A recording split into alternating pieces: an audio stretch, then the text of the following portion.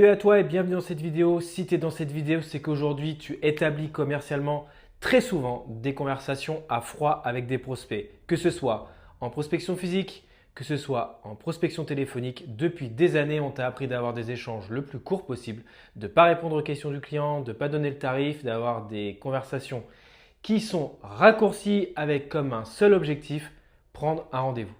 Et ce qui se passe, des fois, tu te prends ton rendez-vous, les gens ne se souviennent pas de toi, ils ne savent pas pourquoi tu viennes et même pour certains, annulent. Alors, je te propose de faire un point sur ce sujet-là tout de suite au tableau blanc. On va travailler sur 3 critères. Aujourd'hui, je ne suis pas là pour te donner une méthodologie. Je suis là pour te faire un constat et te donner des éléments factuels du pourquoi tu dois rallonger tes conversations avec tes prospects pour créer de la relation et par définition augmenter tes ventes. Surtout qu'en 2026, avoir les décideurs, c'est de plus en plus compliqué. Donc quand tu les as, avoir des échanges de qualité, c'est le principal. Et en parlant de qualité, effectivement, c'est le premier facteur. Au détriment de 2 choses, ou en tout cas qui se complètent. 1. L'objectif. Aujourd'hui, depuis des années, on te dit que l'objectif, c'est prendre des rendez-vous. Et effectivement, il y a une finalité d'avoir des rencontres avec des gens. Mais pourquoi reporter à plus tard aussi ce qu'on peut faire tout de suite? Parce que tu ne sais pas avoir une conversation avec les gens trop longtemps au téléphone, tu as peur que les gens t'échappent. Alors que plus tu restes longtemps avec les gens, c'est ce qu'on va voir après, plus tu vas pouvoir établir des relations et des conversations qualifiées et de qualité. Et la troisième variable, c'est le timing. Et donc, depuis des années, on te forme, et j'ai même appris ça, de devoir dans un minimum de temps, atteindre un objectif en nombre de rendez-vous avec un certain rendement, au détriment de la qualité.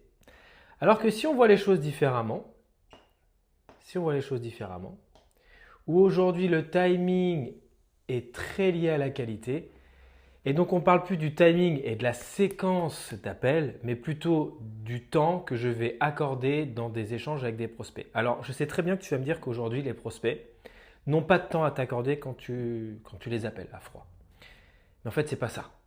C'est juste que comme tu ne sais pas quoi leur dire à froid, que tu as peur et qu'en fait tu te bases sur des scripts que tu as appris depuis des années, effectivement un script sur une durée d'appel entre 3 et 5 minutes, ça tient, même si c'est complètement débile. Mais si on est sur 15 minutes, on n'est plus sur un simple script. 15 minutes et plus, on est sur avoir de la conversation, de la confiance et créer un vrai lien avec une vraie conversation. Donc à travers ces 3 facteurs, moi je sors le côté temps d'appel, je sors le côté timing, je passe plusieurs coups de fil pour avoir un maximum de gens. On sort de cet aspect quantitatif. Cette vidéo, elle revient sur l'aspect qualitatif des conversations. Donc c'est-à-dire qu'aujourd'hui, pour avoir des échanges qualitatifs, il faut forcément mettre du temps. Il faut avoir du temps dans la relation. Pourquoi? Pour que les gens baissent leur garde. Donc ça, ici, c'est toi. D'accord? Donc le sales. Et puis ici, on va avoir le prospect. Et donc à travers ta démarche de prospection physique ou téléphonique, tu vas rentrer en relation avec tes prospects et derrière va en découdre 2 choses, soit un rendez-vous que tu vas prendre, un rendez-vous pris, donc un rendez-vous pris, soit ça va dérouler à ici, hop, un rendez-vous tel, un rendez-vous téléphonique. Aujourd'hui, on te forme dans la téléprospection à te concentrer sur tout de suite un rendez-vous pris. Donc, qu'est-ce que tu vas faire? Tu vas raccourcir ton délai entre 3 à 5 minutes d'échange avec ton prospect. Pourquoi? C'est une grossière erreur.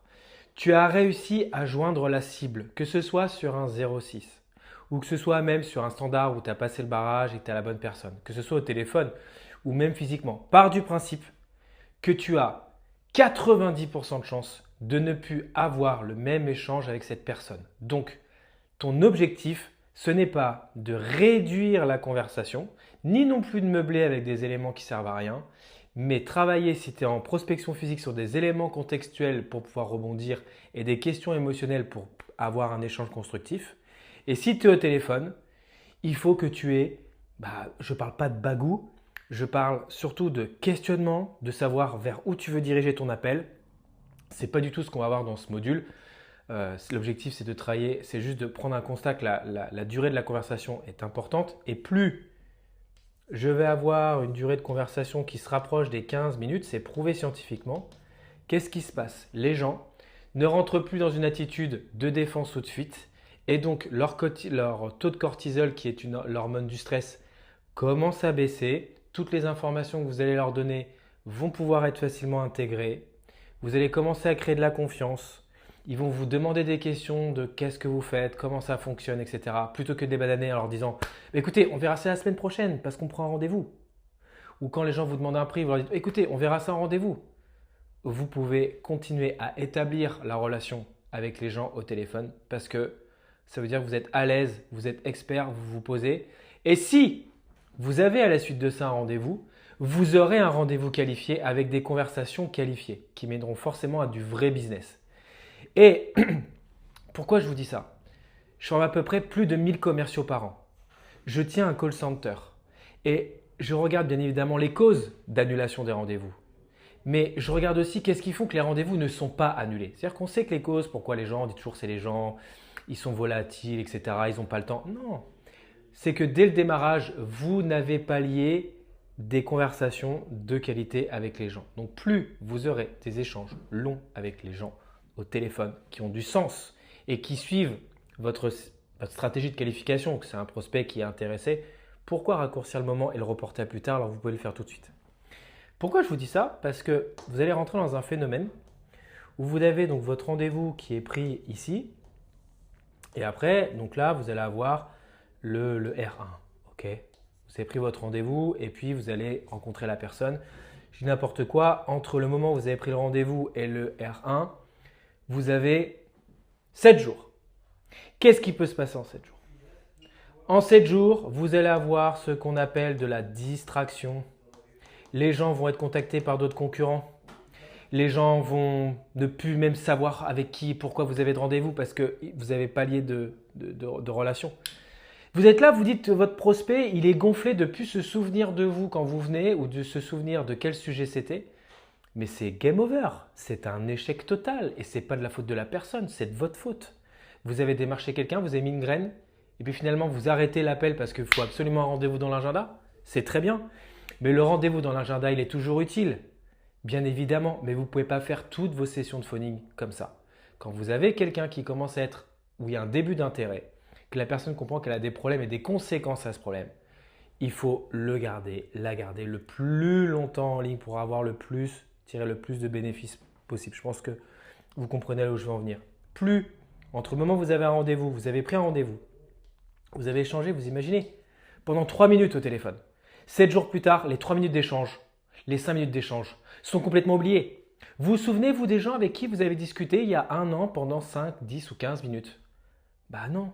Bien, sur la prospection téléphonique, c'est exactement la même chose. Et si, pendant ces 7 jours, un de vos concurrents a appelé la personne, est resté plus longtemps en ligne, a trouvé des leviers relationnels, humoristiques et a fait à un moment donné, a créé quelque chose de différent durant l'appel, eh bien, c'est lui ou elle qui va marquer l'intérêt alors que vous avez réduit juste à « Bonjour madame, je vous appelle parce que je souhaite prendre un rendez-vous et je voulais savoir quand est-ce que vous serez disponible pour échanger sur tel et tel sujet. » Ou même si vous passez physiquement, bah écoutez, je passais vous voir, je venais pas vous déranger longtemps, je venais pour prendre un rendez-vous. Tout de suite, commercial, résistance, si le rendez-vous est pris avec résistance, même si vous forcez, vous êtes en mode entonnoir, j'ai appris ça pendant des années, mais vous pouvez avoir les deux sur une certaine typologie de personnes qu'il faut pouvoir amener à ouvrir l'agenda, mais ça ne peut pas faire partie intégrante de 100% de votre démarche. Et donc cette distraction-là, plus on a du délai, donc imaginez, j'ai pris un rendez-vous en 5 minutes, j'ai pris un rendez-vous en 5 minutes dans 15 jours. Ok, vous allez reconfirmer, mais même votre reconfirmation, elle n'aura aucun sens. Les gens forcément qui vont annuler, les gens n'ont pas vu, ils ne se souviennent même plus. Ils ne se souviennent même plus avec le nombre d'informations qu'on a à traiter. Donc, pour conclure, et pourquoi je vous dis ça? À travers les milliers de commerciaux que j'accompagne chaque année sur l'univers de l'IT, qui est un domaine qui est très concurrentiel, on apprend depuis des années à avoir une conversation très courte au téléphone et à être très direct et à être très push. Pourquoi pas? Mais quand vous avez le bon prospect au téléphone, Faites durer la conversation pour créer du lien. Aujourd'hui, je suis juste pour vous faire prendre conscience que si vous ne faites pas durer la conversation, ce n'est pas uniquement parce que votre prospect n'avait pas le temps, c'est parce que vous ne saviez pas quoi lui dire. Et donc, c'est tout l'enjeu de l'accompagnement et des formations que vous pouvez avoir cette année par différents accompagnants commerciaux.